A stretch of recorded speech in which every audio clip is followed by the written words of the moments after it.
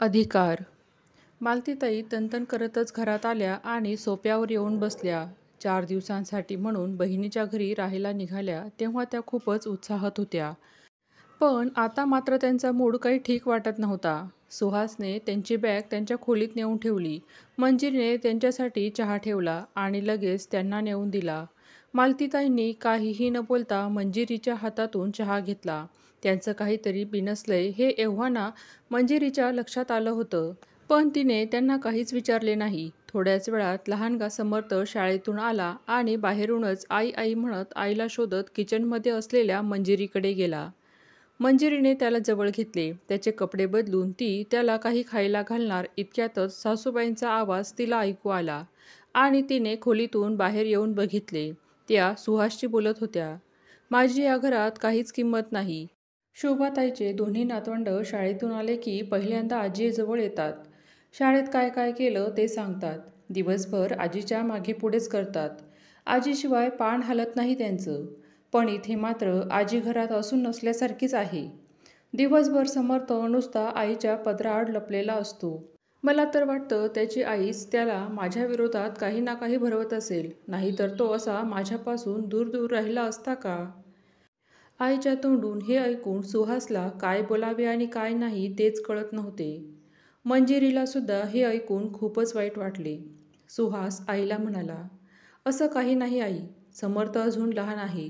त्याला एवढी समज नाही. मोठा झाला की कळायला लागेल त्यालाही. तुला कळत नाही आहे सुहास. मंजिरीला वाटतच नाही की समर्थने माझ्याजवळ यावे. तिला तो नुसता तिच्या मागेपुढे हवा आहे. म्हणूनच त्याला काही बाही शिकवत असणार ती. मालतीताई आपलं म्हणणं पटवून देत म्हणाल्या. मंजिरी त्याला का म्हणून वाईट सांगेल? मला वाटतं तू या सगळ्यांचा फार विचार करत आहेस. सुहास विषय टाळत म्हणाला. मंजिरीला मात्र सासूबाईंच्या बोलण्याचे खूप वाईट वाटले. तिला तो दिवस आठवला ज्या दिवशी ती बाळंतपणानंतर माहेराहून सासरी परतली होती. त्याच दिवशी संध्याकाळी जेव्हा त्या समर्थला जवळ घेऊन बसल्या आणि त्याने त्यांच्या अंगावर सू केली तेव्हा त्या किती ओरडल्या होत्या मंजिरीवर. म्हणाल्या होत्या की यानंतर डायपर घातल्याशिवाय त्याला माझ्याकडे देत जाऊ नकोस. त्यानंतरसुद्धा लहानसहान कामात कधी मदत केली नाही. तशा मदत त्या कधीच करत नसत. पण का कोण जाणे, मंजिरीला असे वाटायचे की नातवंड झाल्यावर त्या बदलतील. निदान बाळाचं कौतुक करत त्याला कडेवर मिरवतील. पण तिने जसा विचार केला तसं काहीही झालं नाही. सासूबाईंनी तिला आधीच सांगितलं होतं की बाळाच्या बाबतीत माझ्याकडून काहीच अपेक्षा ठेवू नकोस. सकाळपासून संध्याकाळपर्यंत घरची कामं आणि सोबत समर्थला सांभाळणे मंजिरीला कठीण जाई. पण बोलण्याची काही सोय नव्हती. पण या सगळ्यांमध्ये सुहासने तिला बरीच मदत केली. ऑफिसला जायच्या आधी तो जमेल तितका वेळ समर्थला सांभाळायचा आणि आल्यावर सुद्धा समर्थबरोबर तो खेळत बसायचा. त्यामुळे मंजिरीला खूप मदत व्हायची. समर्थ 2 वर्षांचा झाला तेव्हा एक दिवस अचानकच मंजिरीला कळाले की ती पुन्हा एकदा आई होणार आहे. सुहास आणि मंजिरी खूप खुश झाले. पण मालतीताई मात्र थंडपणे मंजिरीला म्हणाल्या, अगं समर्थ फक्त 2 वर्षांचा आहे आता. अशा अवस्थेत तुझ्याच्याने होणार आहे का त्याला सांभाळणं? पहिलं बाळंतपण तुझ्या माहेरी झालं, पण दुसरं बाळंतपण सासरी करावं लागेल आणि तुझ्या एकटीने होणार आहे का सगळं? माझ्याकडून मदतीची काही अपेक्षा करू नकोस. या वयात माझी तुला काहीच मदत होणार नाही. आम्ही आमची मुलं सांभाळली. आता या वयात तरी आम्हाला आराम नको का? मी तर म्हणते आता दुसऱ्या बाळाचा विचारच करू नका. आता ॲबॉर्शन करून घ्या. समर्थ मोठा झाला की बघता येईल. मालतीताईंचे बोलणे ऐकून सुहास आणि मंजिरी दोघांनाही धक्काच बसला होता.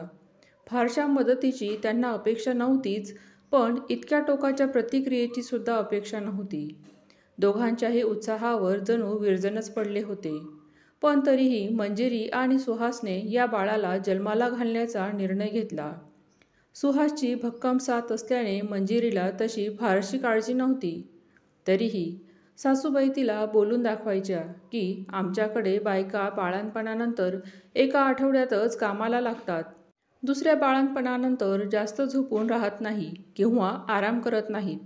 पण मंजिरीने त्यांना उलट उत्तर न देता शांतपणे त्यांचं बोलणं ऐकून घेतलं होतं. मंजिरी आणि सुहासची दिनचर्या नेहमीप्रमाणे सुरूच होती. सुहास आता मंजिरी आणि समर्थची जरा जास्तच काळजी घेत होता. मंजिरीला जरा अशक्तपणा आणि मळमळ जाणवत होती, पण तरीही ती स्वतःला सकारात्मक ठेवण्याचा प्रयत्न करत होती. पण गरोदरपणाच्या 3ऱ्या महिन्यात काही कॉम्प्लिकेशनमुळे मंजिरीचा गर्भपात झाला. मंजिरी आणि सुहासला खूप वाईट वाटले. मालतीताईंना मात्र विशेष असा काहीसा फरक पडला नाही. त्यानंतर काही दिवसांनी मंजिरी मागचं सगळं विसरली आणि आपलं सगळं लक्ष समर्थकडे देऊ लागली. मालतीताईंची सुद्धा नेहमीचीच दिनचर्या सुरूच होती. त्या सकाळी आरामात झोपून उठत, मग उशिरा अंघोळ आणि मग उशिरा जेवण करत, त्यानंतर TV वगैरे बघत दुपारचा वेळ जायचा नाही म्हणून मग शेजारी त्यांच्या समवयीन मैत्रिणीकडे जात.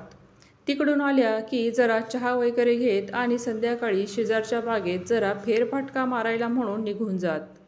संध्याकाळी सुहास घरी यायच्या आधी परत येत आणि समर्थला जवळ घेऊन त्यांच्याशी खेळत बसत. मग सुहास आला की समर्थ सुहास जवळ जायचा. मग दोघे बापलेक बराच वेळ खेळत बसत. रात्रीचे जेवण आटोपले की मालतीताई TV वर उशिरापर्यंत त्यांच्या आवडीचे कार्यक्रम बघायच्या आणि मग झोपून जायच्या. सगळं काही आरामात सुरू होतं. एकदा मालतीताईंना त्यांच्या बहिणीचा तातडीचा फोन आला की बहिणीच्या मुलीचे दुसरे बाळंतपण आहे आणि तिला तिचा पहिला मुलगा शाळेत जातो, त्यामुळे तिला बाळंतपणाला माहेरी येणं जमणार नाही. त्यामुळे तिला तिथे कोणीतरी सोबत हवंय म्हणून. त्यावर मालतीताई एका पायावर तिथे जायला तयार झाल्या. आता मंजिरीला आपल्या सासूचे हे दुटप्पी वागणे अजिबात आवडले नव्हते. स्वतःच्या सुनेचं बाळंतपण करायचं नव्हतं म्हणून तिला सरळ गर्भपात करण्याचा सल्ला देणाऱ्या सासूबाई स्वतःच्या भाचीचा बाळंतपणासाठी मात्र उत्साहाने तयार झाल्या होत्या.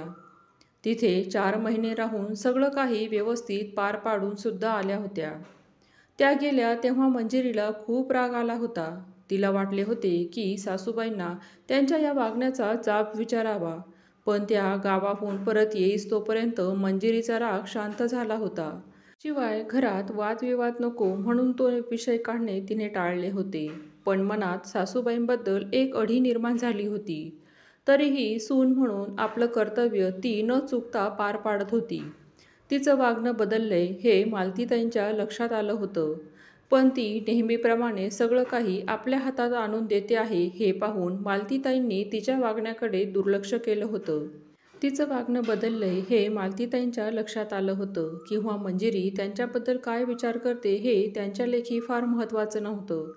त्यांचं स्पष्ट मत होतं की सून म्हणून मंजिरीने तिचं कर्तव्य पार पाडायला हवं आणि त्यांना सासूचा मान मिळायला हवा. पुढील कथा पुढच्या भागात. व्हिडिओमधील कथा आवडली असेल तर प्लीज लाईक करा, शेअर करा, सबस्क्राईब करा. धन्यवाद.